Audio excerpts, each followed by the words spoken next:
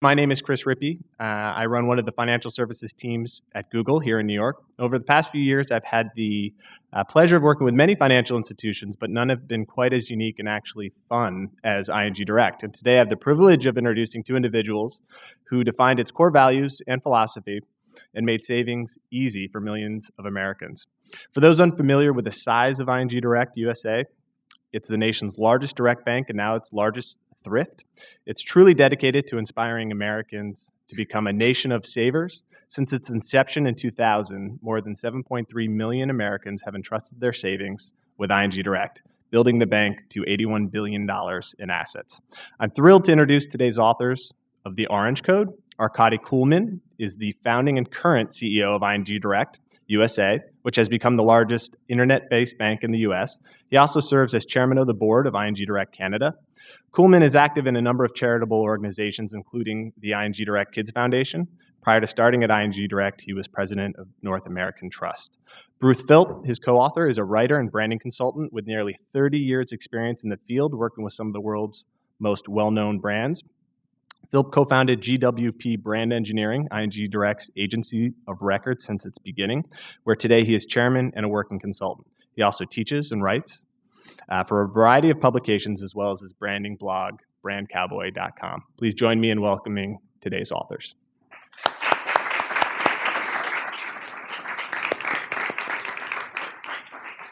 We're gonna sort of talk in turn, and we each have a different role to play in this whole story, and I think some of that's obvious in the book. What might be a little less obvious, although maybe still a little when you read it, is the difference in our characters. And so as we talk about in the introduction of the book, I'm the guy who thinks too much, and so you'll see that in the 15 minutes I'm going to take of your time today. And then the real interesting part will come later when you see where the fire in the story actually comes from. So expect that that I'll be true to that, to the role that life has assigned me here, and I'll try to be interesting in return. The book is written by two authors for a couple of reasons. The obvious one is, of course, that we were, in some sense, collaborators in the ING Direct story. There were many other collaborators, obviously, but we sort of stand for teams of people who helped make the thing happen, and so the story would, in some sense, not be complete if we both hadn't been involved in telling it. But the other thing that I think has made it important that the book have been written in two voices is that I felt that I had some sort of duty to bear witness here. There was a risk that the lessons of the story would somehow get lost in the story because it's pretty exciting. A bunch of guys decide to start a bank and somehow it works. And they do it in the middle of the most interesting time in the history of global finance. Pretty easy to kind of rip through that yarn and forget for a minute that there are some underlying principles to the story that might be useful to other people. So I kind of felt like my job here was to make sure that those principles got called out and were made in some way useful. And so that's the role that I'm gonna play in today's talk. And I'm going to occasionally refer to notes so that I don't go on too terribly long. I make my living in marketing and have done so for a long time, and a lot of that life has involved advertising. And so I was talking to a friend of mine the other day who's a web entrepreneur, and I said, I'm gonna go to talk to Google. And he said, dude, like you're going to be like in the lion's den. He said, they got like armies of PhDs whose entire life is dedicated to putting you out of business. You're not, right? Nervous laugh. I don't actually trust that answer. But so as long as I have a business, I'd like to postulate that we're both, in some sense, in the same business. And let me kind of unpack the conceit for you. I think that at the heart of it, the reason that your world exists is to help people connect with information and ultimately connect with things that they're looking for. And you do that with a very, I think, principled notion that the things they find ought in some way to be endorsed by people who are like them. So in essence, a layman's understanding of how the whole process works. We also are in the business of helping people find things, except that the things we help them find, they don't necessarily know they want yet. And we help them find those things not on the basis of the endorsement of others like them in the most literal sense, but on the basis of affinity, the idea that they might in some way find a shared set of values in the brand that built the product they're about to buy that resonate with them. And our job is to sort of somehow try to make that happen. People get uncomfortable with the idea of marketing, but and question its morality, and is it a positive force in society? Who knows? I don't. I think it can be. But certainly the idea of choice is fed by this notion of creating affinity with people, right? If we can present people with ideas that they hadn't thought of before, introduce ourselves when we weren't invited to do so, and they connect in some way with what we've got to offer, then that creates choice. And choice is good. Choice is good for economies because it creates competition and it generates efficiencies and all the things that we learned in Economics 101. But I'm also going to suggest to you that choice is actually good for people, although they may deny it. It's good for people because consumption is a form of self-expression. It is a form of the things that we choose to buy, the mosaic that we create of the observable consumption decisions we make in some way say something about us. I love to see the energy with which consumers will deny this in focus groups and in online forums where you can go to. I was recently visiting an online forum in which the guys were arguing vigorously about who had the best this and who had the best that, and I bought this because the price was the best, and this is has the best performance, and it was for a car. And the punchline is that the car they were arguing about was Porsche, a car which is completely indefensible on any practical level at all.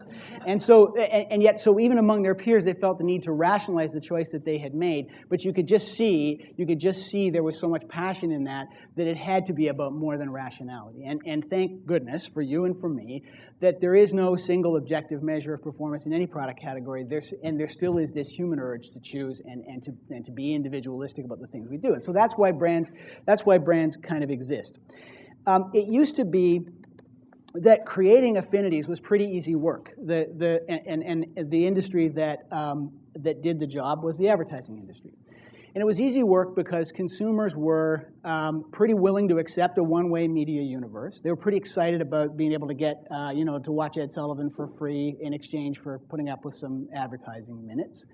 And they were a little bit unsophisticated in that sense. And also, it was easy because they just didn't have any choice. So, and they were all clustered around a relatively few very large and attractive media opportunities. So in the year I was born, for example, you could reach 52% of North American adult television viewers with one spot on the Ed Sullivan show. Can you imagine a television show with a reach of 52% today?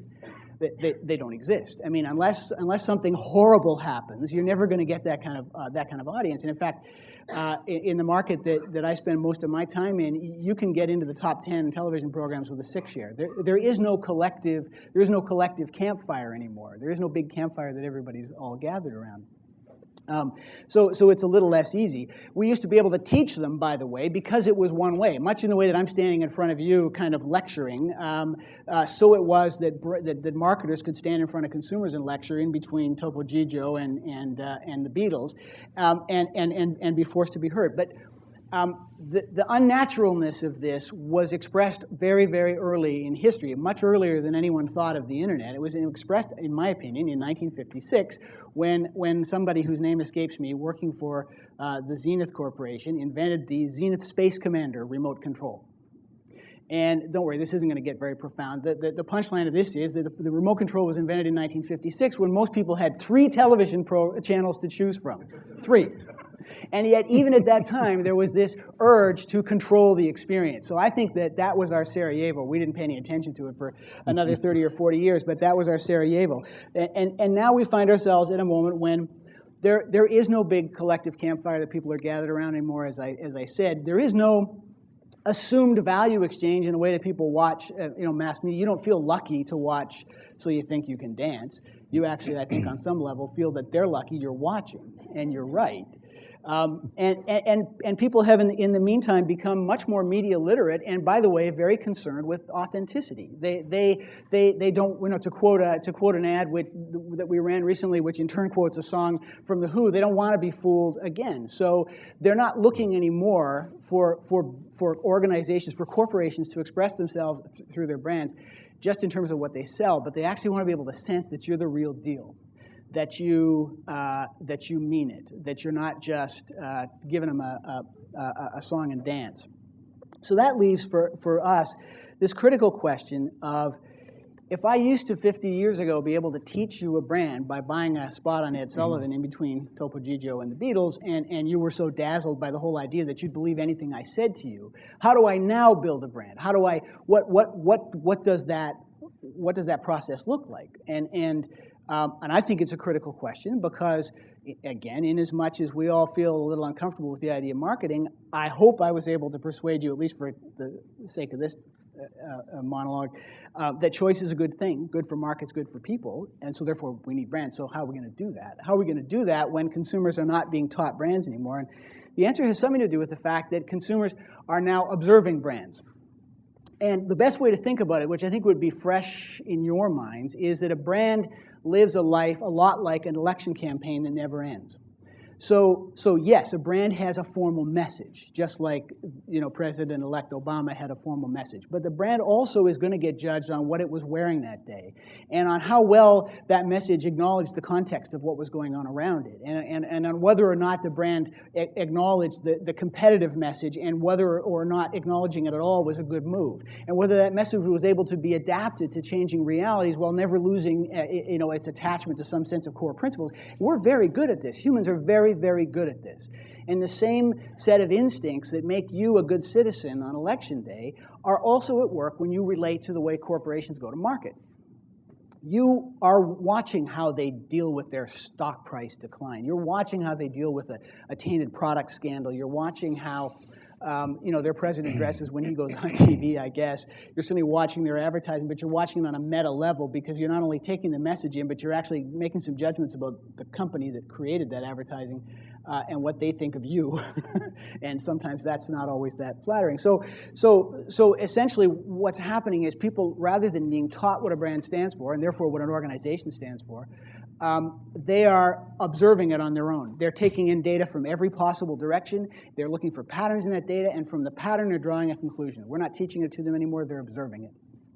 And so, which sort of gets us kind of to the point. If the contract between consumers and corporations now in terms of mass media is broken, and if we believe that brands are still important to us, and if we think that consumers are understanding brands through observation, then I'm going to suggest to you that this thing called a brand, a word that is so stained with marketing and advertising and so odious to intellectuals that our own editor of the book actually tried to have it eliminated from the text, might in fact need repurposing, might in fact have a new job to do, and that in fact a brand is far too important to trust to a marketing department, that a brand is in fact the responsibility of the entire organization, and that as such it is the responsibility of its leadership. And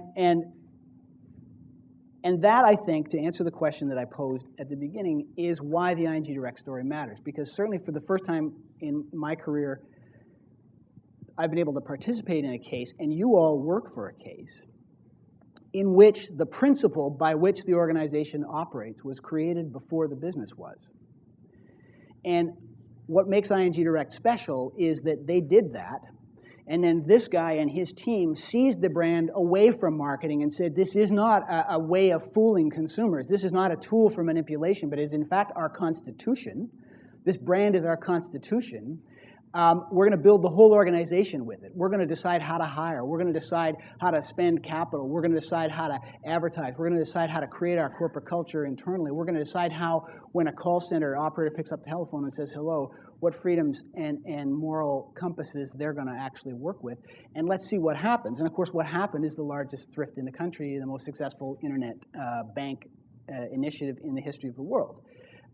12 years later, this thing is immutably a massive success, and the book argues that, among other things, it is that massive success because they had the guts to say, what do we stand for, before they said, what do we sell? And so the thinking too much bits in the book, that's really the point they're trying to make to you. We believe, as Arkadi has said many times, if a bank can do it, anybody can do it. And so the book is a kind of dare to the corporate world, saying you don't have to be afraid to have a purpose. You don't have to be afraid to have integrity. You don't have to be afraid to operate according to those principles, because it is possible at the end of the day to be true to yourself and still go home with profit for the shareholders in your pocket. And that's, if you get nothing else out of the $18.45 that you spent on Amazon on sale for the orange coat, hopefully you got that. So as pretext, that's the point I wanted to make, and now I think you need to hear about ING Direct. Great. Okay. Thanks, Bruce. Let me continue on that theme then, and maybe start off with my comments on the business model, because it flows right into terms of where we left off. For 30 years, we've been talking about banking basically being information, and shouldn't we find a way to create more efficiency out of information? Shouldn't we be able to make it all electronic? Let's get rid of the paper. Shouldn't we create value in different ways? And it's pretty well accepted by most consumers that there isn't a great value proposition in banking. It's sort of a necessary thing you need to have, but never really something that people really feel very good about.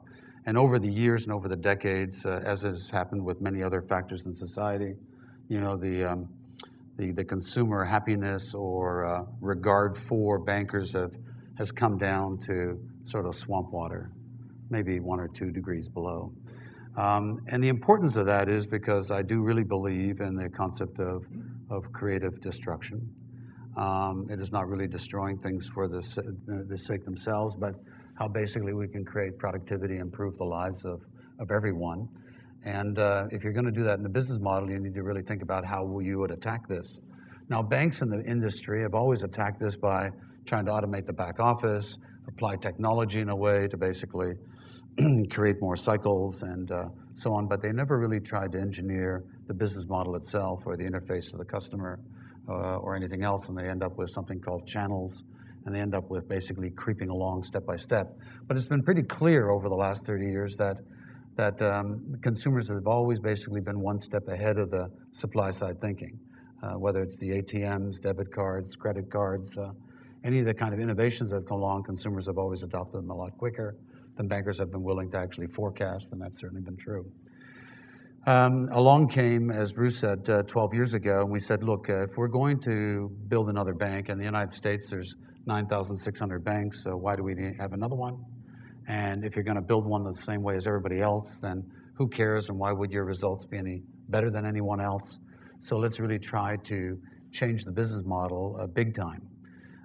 And part of that was to then look at other industries and decide really where you could learn about the best practices. And is there anything that you could either learn or adapt from that you could bring into this new model that could actually resonate in a different way? In other words, differentiation was going to be the big thing that would basically get people to basically say wow, and oh my God, and let's give this a try. And we really looked at a number of industries, and we settled on retailing. And if you look at, particularly in retailing, you look at grocery stores, high volume, low margin, 1% business. Key drivers are marketing and IT. Those are the core competencies in the business. So here all of a sudden you had the typical functional areas of the bank, and we decided we're going to basically have bench strength in marketing. We're going to have bench strength in IT. And those are going to be the core competencies that we will not outsource, that we'll actually be able to out-market them and build the business in a way that will be a true competitor. That, of course, leads you to a couple of interesting things about the metrics, which is if you're going to do high volume, low margin, you look at the way a retailer operates and you get very clear about the products that you'll offer. So you have to re-engineer the product, you have to re-engineer the process, then you got to re-engineer the customer. Because, of course, it became pretty obvious that in this new old marketplace that you wanted to change, that consumers were kind of taught about what to expect and how to respond and how to deal with things, and we're going to actually do that differently. And there's lots of good examples in the book where we talk about sort of shaking up the marketplace. For example, being very clear that the customer is not always right. That we grow at 100,000 customers a month, but we close 5,000 accounts, reminding everyone that banking in this country is a privilege, not a right. It's a right to carry a weapon. It's a privilege to have a bank account. So getting a protest out of people because you're re-engineering their behavior and basically saying, no, if you don't do it our way, you need to go down the road and do it with someone else. That's a very aggressive, compassionate, professional, polite way of doing it. But nevertheless, it's building a takeout window kind of concept with takeout window type expectations that isn't generally known in the marketplace. There are many of those types of things that are driven out of re-engineering the product. You can only have this product one way. That then begins to actually feed on itself. You change a process, it has an impact on the product you have. You change the product, you change an expectation on the customer. And all what that really does is gravitate us to actually a pretty or sort of unique place that we find ourselves in the book that the 9,600 banks are not in, and that is the mental space of we are Main Street. And there's an inherent American love for the underdog. There's an inherent American feeling about the ability and the chance to succeed and create wealth for yourself or improve your standard of living. There's a hope that we all basically originate out of the swamp of history on Main Street, and we go as far as our desires and our abilities and dreams take us. But nevertheless, no bank is willing to actually operate on that level. Usually what they're trying to do is take a platinum program and dilute you down to brands or bras or something like that and say you should be happy with that. So the initial genesis, of course, was Bruce and I then standing on the 10th anniversary together. And as the adage goes, a failure is an orphan and a success has many brothers and sisters.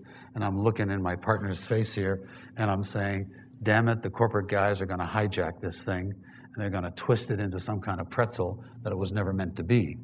And so the genesis of why, I as a CEO and Bruce as a creative advertising guy decided to write a book was basically to actually write the story about the underlying reason about why, it is a success, because there's a rebel with a cause. And the book is really a testament to what are the fundamental underlying beliefs that are really there, which creates the fuel and the energy to drive this thing as far as it possibly can go. Because as all organizations that start very entrepreneurially with a very creative, destructive model that are going to change the world in some aspect and reconnect with customers in a different way to make a win for all stakeholders, go through these genesis and cycles of basically reevaluating their basic premise and not getting lost and basically retouching the cornerstone of faith. And those are very difficult times to do because all through that process, everyone is trying to basically converge your thinking back into what everybody is comfortable with. And so along the way, the moments of either reattesting what your beliefs are and what your values are and what you're going to give into in terms of complexity of size, right, comes at really pretty predictable moments. And for us at ING, Directed came at 10 years. The hope, of course, with the book, aside from that, is to gain some of these insights because I as Bruce, believe very passionately that some of the lessons in there, I think, are actually fundamental and can be applied to a lot of other industries. So in that sense, it isn't really just a banking book. It is really a book about human adventure and human passion. And I think you will see many of those kinds of analogies in there that you would identify with. The code.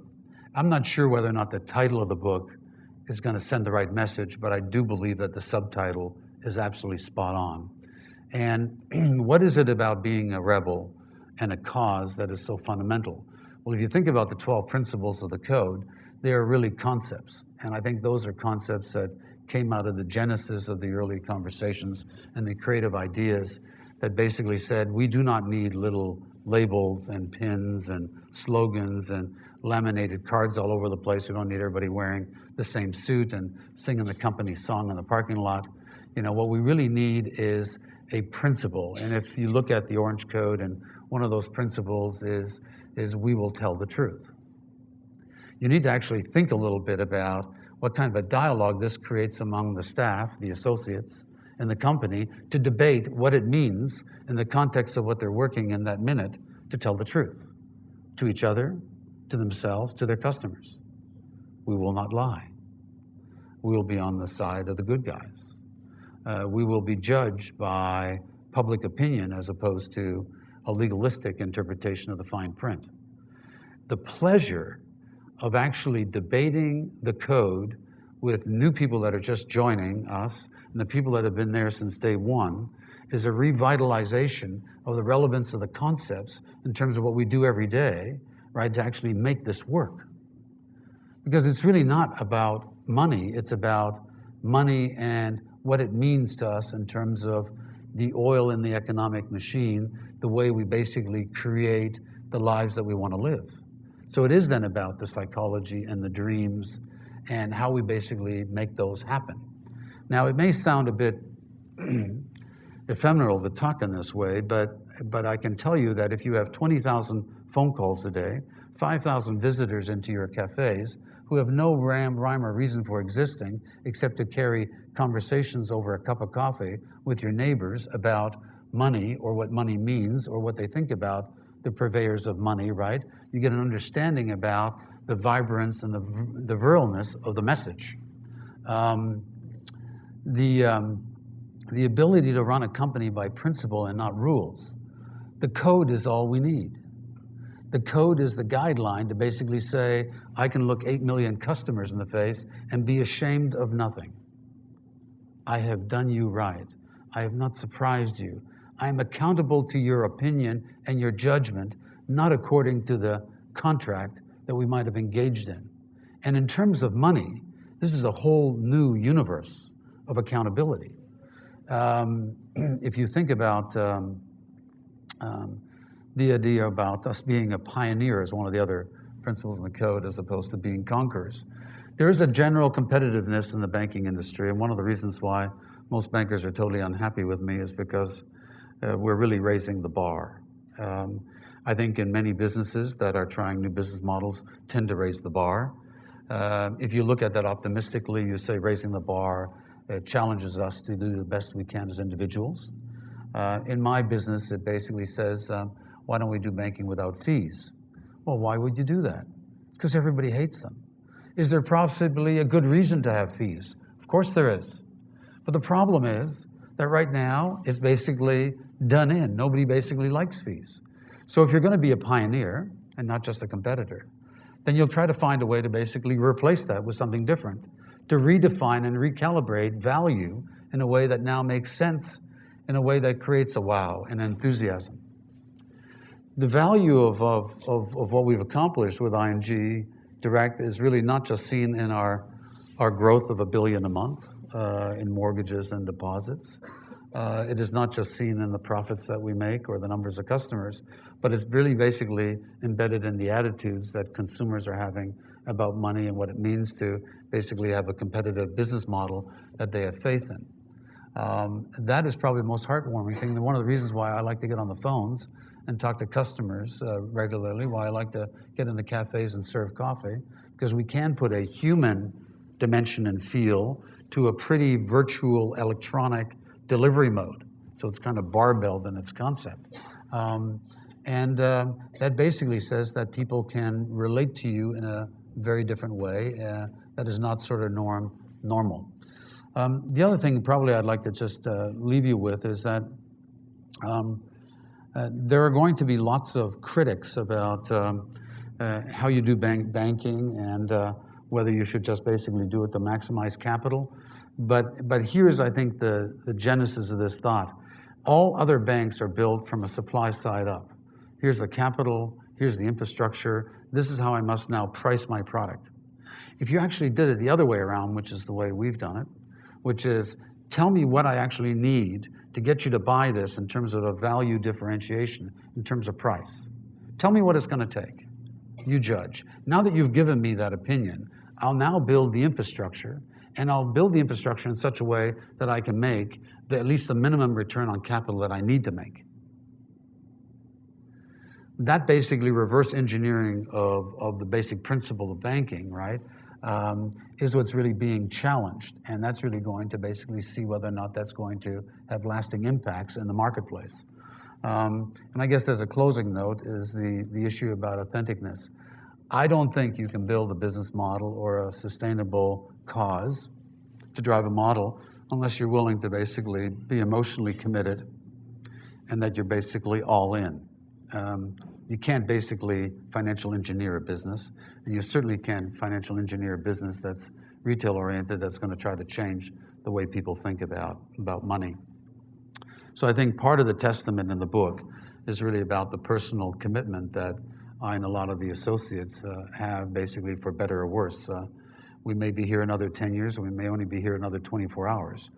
But you need to live that, much like you saw in that movie Heat, where De Niro says, the only thing that you can get committed to is something that you can walk away from in 10 seconds. And I think that doesn't betray the passion or the commitment, but basically shows that you're living on the edge and that you're 100% committed and willing to die by that sword. So with that, I invite you to read the book, and hopefully it'll inspire you to find that commitment as well. Thank you. Thank you.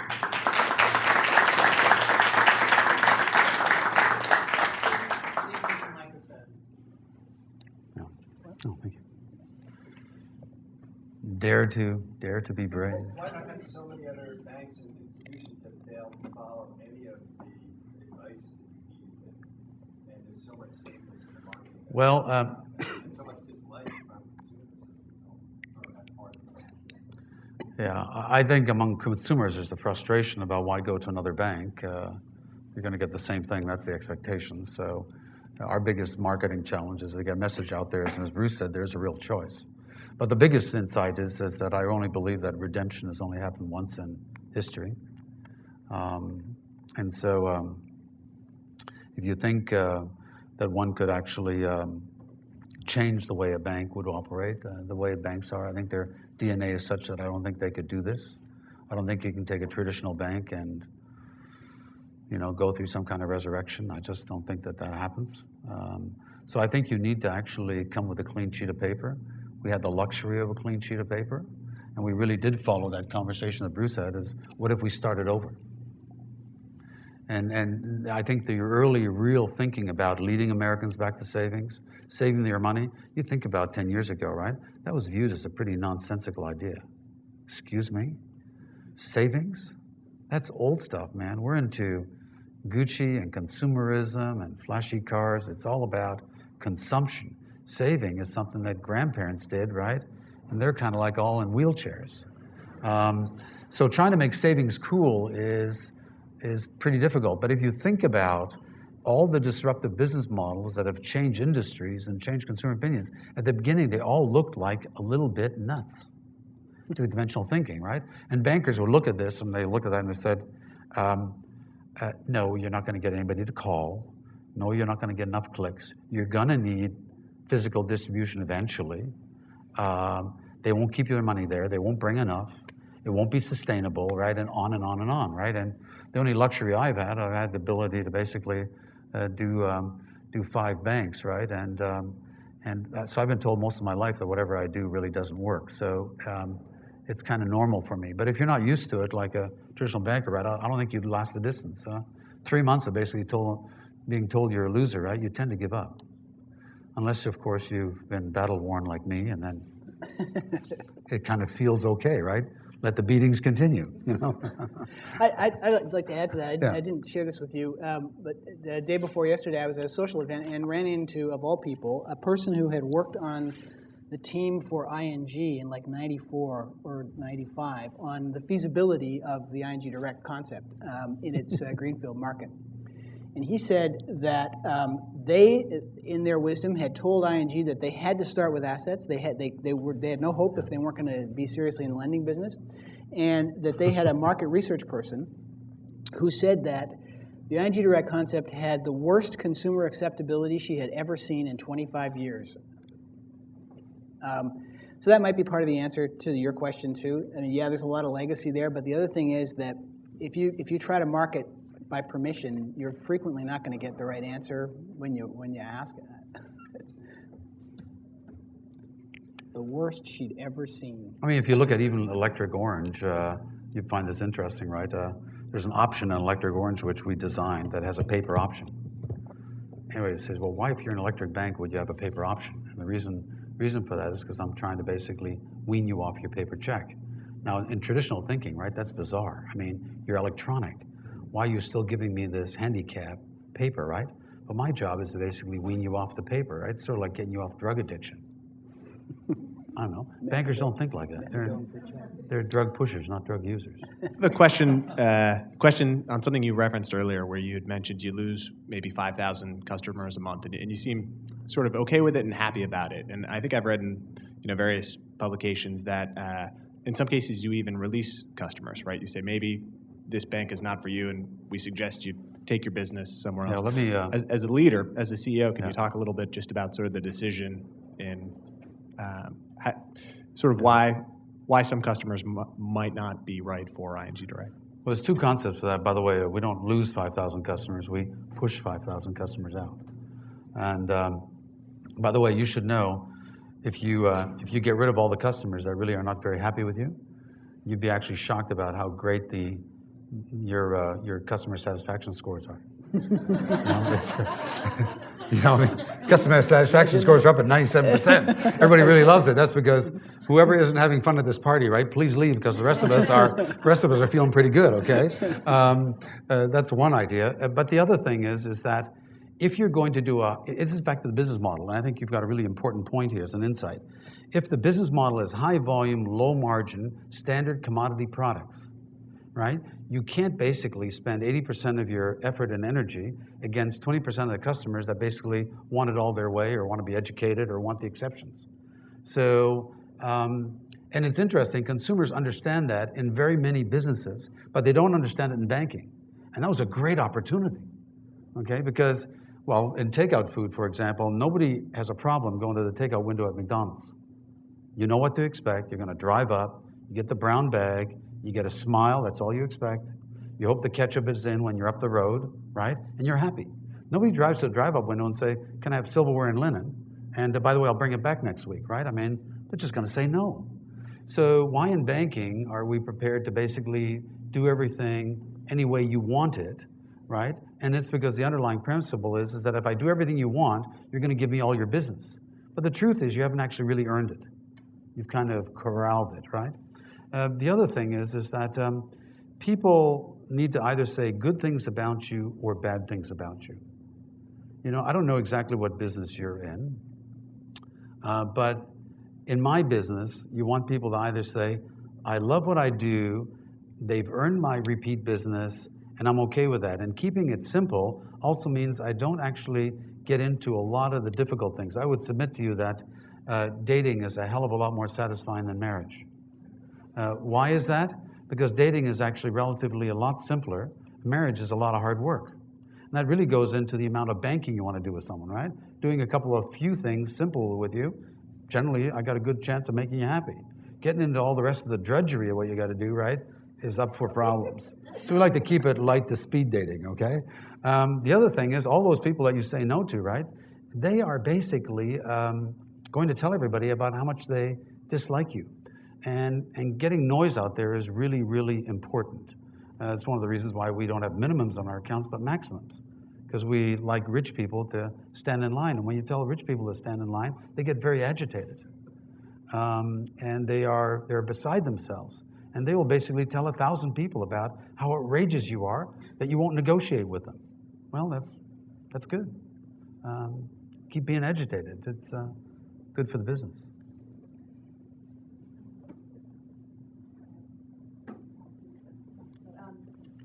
Part of the code that you say that you're not finished yet. I think Google has a similar philosophy. Just kind of curious, in this time, it seems like the whole world is in upheaval. So how do you sort of envision the brand, the company sort of evolving and not being finished, and particularly in this time? Well, I mean, I can give you the sort of philosophical answer, which is that what we're facing right now in financial services is a great big forced reinvention. and surely some some kind of urge towards accountability in the way that those institutions operate. So I feel like if we are authentic about what we're doing, we get a chance to be to be seen as a leader all of a sudden because the context changed around us. So that's pretty optimistic, but I think true statement. I think by that same token, the pressure on us to remain leaders is going to be really steep. And to put our money where our mouth is, because the stakes are so high now. So every once in a while, I think somewhere in the book it talks about the moral high ground is pretty lonely real estate, and the ice is a bit thin in spots. This is definitely one of those times. But if we can do it, I think we could be a beacon. We can be what we call in my business sometimes a lighthouse brand, where instead of existing by the permission of your marketplace, you present yourself as an inspiration to it. And I think that's what keeps us going, is that possibility. Yeah, I think the other thing is too is the Che Guevara.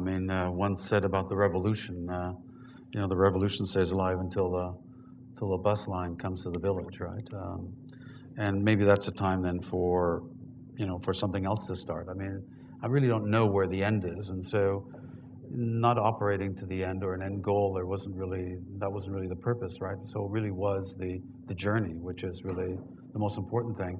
And I think right now, for instance, as in a very simplistic way, almost every bank now has adopted high yield savings accounts as a category. 10 years ago, that wasn't the case, right? So that's probably good. It means everybody's getting more savings. Although if God really has his way, he's probably not too happy with that comment. Let me rephrase. And the other thing is, think about it. We paid in 8 years now, we've paid $10.5 billion in interest on savings accounts. If that $73 billion had been with the other 9,600 institutions where that money came from, they would have earned about $2.5 billion. So in terms of a quantitative way of saying, what have you contributed to society aside from all the good feel stuff, right? It's $7.5 billion that 8 million Americans can do with whatever they think is valuable in terms of their life. So in that sense, we're not finished. The marketplace, there's $1.6 trillion sitting in big banks earning no interest. Got 73 billion of it, right? I look at that marketplace and say, anybody want to come join me, right? Knock yourself out. There's one hell of an iceberg there. I couldn't get through it in the end of my lifetime. So I think that's there. And the other thing is the spin-off on the empowerment. I honestly believe that people are taking things that we're doing or trying that end up becoming sort of accepted ways of operating in the industry. Like creating a clear concept between advice and no advice in the channel. If you give me advice, I'm going to pay for it, I'm going to charge for it, it's transparent. This is clear, this is a clear product purchase, no advice, straightforward, no education, and there's a lower price. So this clarity of choice, I think, is one of the things that we're pioneering that I think will take hold in other institutions in the industry as well.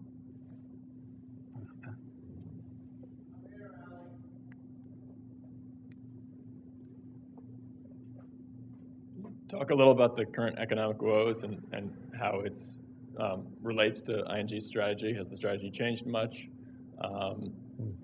And also, do you think it'll be a benefit for the business? Are customers pouring in to get their 3.5% interest, or what's going on? On the business side, I guess, we started growing in the fall of 2000. We've grown at $1 billion a month in savings, and we're still growing at $1 billion a month in savings. We're growing $1 billion a month in mortgage origination, whether rates are down or up. Our rates are not in the top 20, so there's something else going on here than just rate, which is what we intended with the brand, as Bruce mentioned. In terms of mortgages, we started day one from only selling mortgages that we would keep on our own balance sheet. So unless it's suitable or affordable, we're not going to do it. We won't sell 30-year fixed-rate mortgages because we're not going to sell them to Wall Street. So it's been amazing how interest rates have gone down from 2000, then came back up again. Now they're all down again, right? We've actually stayed pretty steady as a sort of a factory. We try not to go too much up. We try not to go too far down. we are really on Main Street.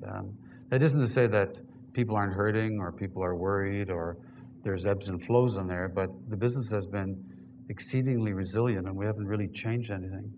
If there are going to be challenges to the business model, it's actually not going to be about the commercial business. It's going to be around the securities and the bonds and things that we hold on the balance sheet, which is sort of affecting all capital levels and structures.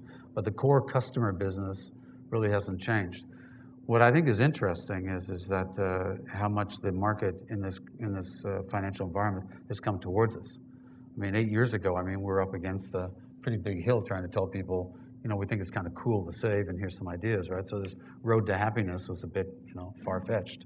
But now, I mean, I don't think you have a problem telling anybody. I think, why don't you save your money, right? I mean, people are saying, yeah, I get it.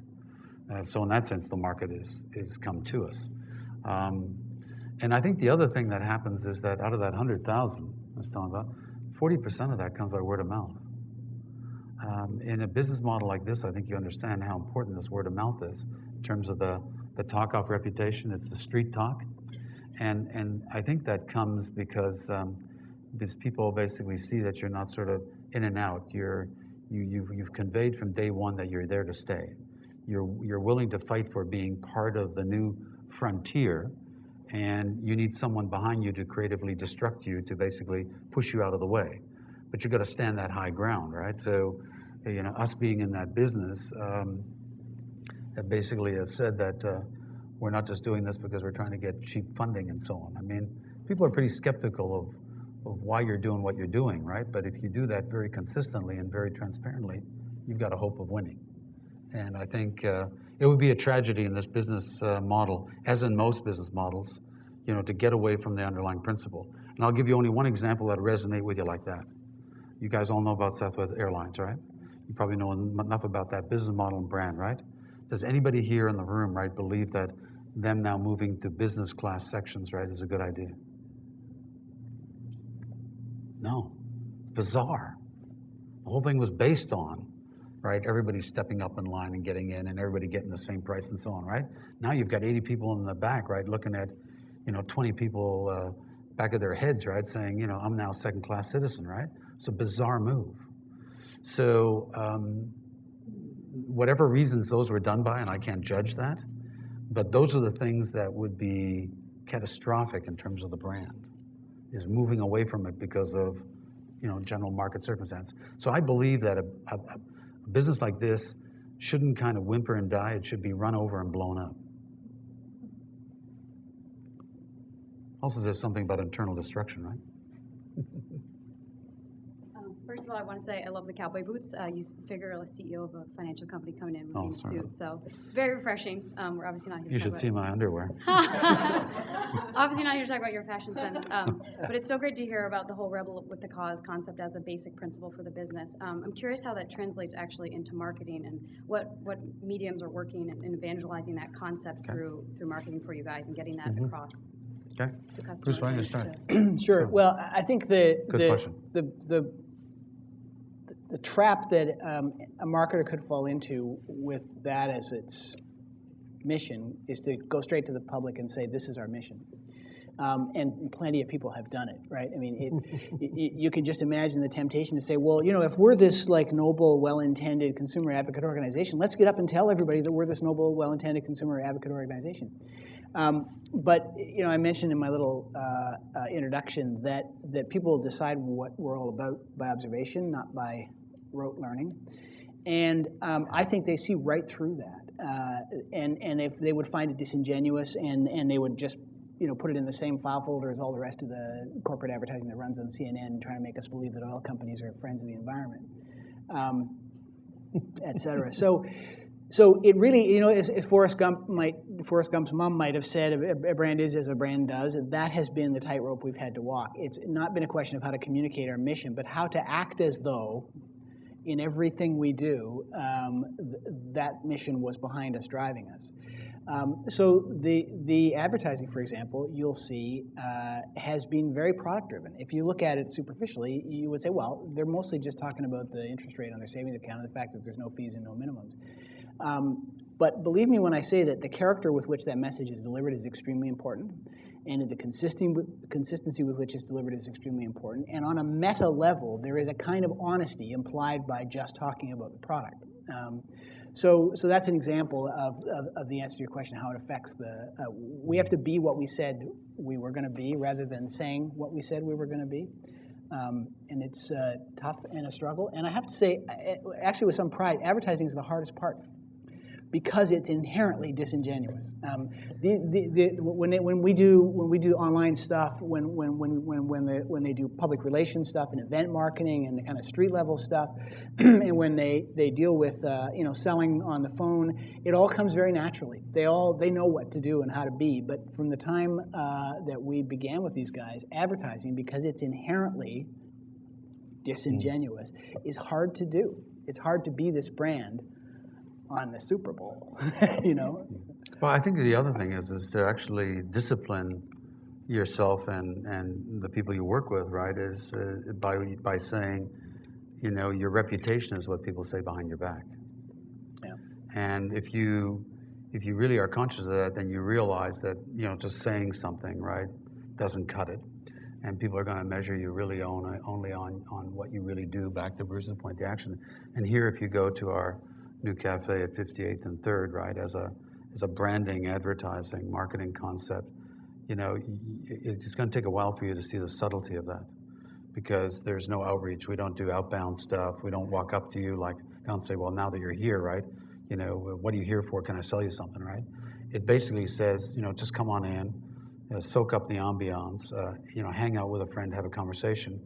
And what I'm betting on is that when you go home, or you're sitting in the taxi or whatever, right, that you're going to reflect on where you were there and whether or not you had a good conversation or you liked the lights or you saw something you liked there, you're going to have a positive feeling about it.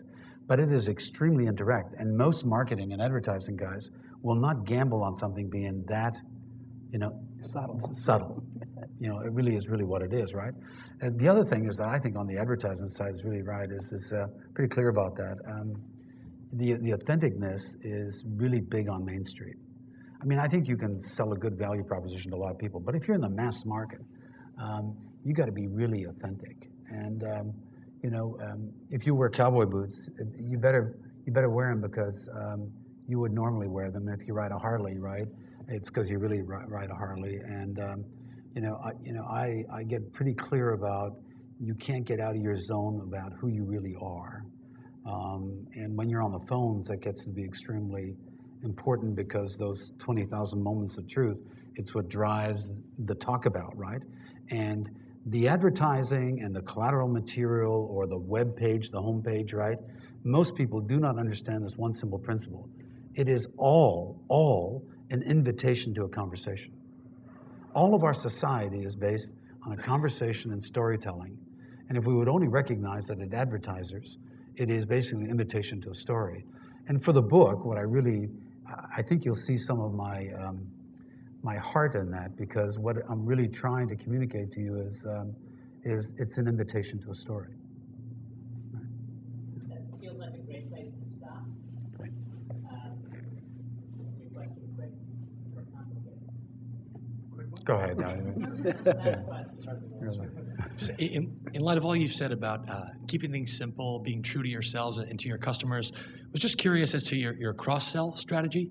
To use your earlier analogy, it seemed like the more products one person has, it starts to feel maybe a little bit more like a marriage than like a date.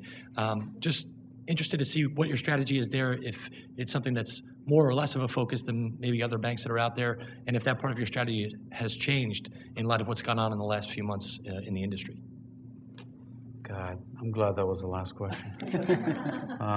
Look, I don't believe in cross-sell. I think cross-sell is nonsense in this business model. I know in other banking models it's there about share of wallet, share of mind. The general metrics that you measure a traditional bank on don't really apply very well here. You might want to think about it in terms of your own business model, right? The standard metrics that are measured, right, are not the right ones to measure your business on. Cross-sell, clutter is absolutely the thing that destroys. I haven't met a customer yet that says, I can't wait for you to cross-sell me something else, right? And generally, the truth always is that the second and third thing you sell to them is never really as good as the first thing you sell to them, right? So it's all that marginal thinking. So, I'll tell you what happens. If you have a home run application or a product or a winner, a customer basically buys that. Don't focus on selling him the next thing. Come up with another damn good idea, right? And let him buy it. And if he buys it, that's great. But I'm just as easy selling it to another person than I am about selling it to the same person. Matter of fact, I look at the acquisition costs exactly the same way. And the irony for me is that I can actually sell a new person the same product cheaper than I can cross-sell another person. So all this stuff about sticky eyeballs, grab content, load content, overwhelm me, right, is the road to death.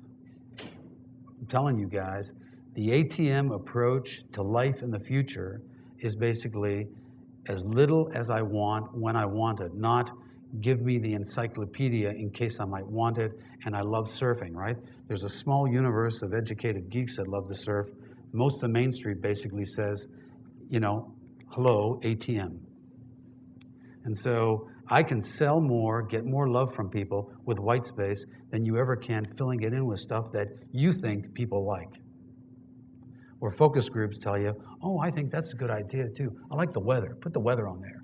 Horoscope, yeah, I like that too, right? And will you pay for it? No, I won't, but I love it anyway, right? So I mean, basically my view about anything when it comes to our stuff, right? We get lots of ideas. People come up and say, I want you to do this for me.